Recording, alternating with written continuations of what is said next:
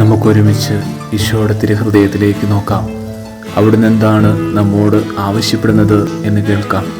അതിന് പ്രത്യുത്തരമായി ഇതാ ഞാൻ എന്ന് അവിടുത്തോട് പറയാം.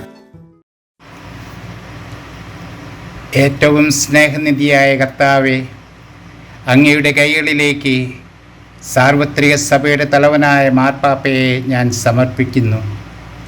ഈശോയെ, പത്രോസിൻ്റെ പിൻഗാമിയായ ഫ്രാൻസിസ് പിതാവിനെ അങ്ങ് മഹത്വപ്പെടുത്തണമേ. ലോകം മുഴുവൻ വ്യാപിച്ചു കിടക്കുന്ന പരിശുദ്ധ കത്തോലിക്ക സഭയെ അങ്ങയുടെ തിരുമനസ്സിനും കാലഘട്ടത്തിൻ്റെ ആവശ്യത്തിനും ചേർന്ന വിധത്തിൽ നയിക്കാൻ അങ്ങ് പരിശുദ്ധ പിതാവിനെ പരിശുദ്ധാത്മാവിനാൽ ശക്തനാക്കണമേ.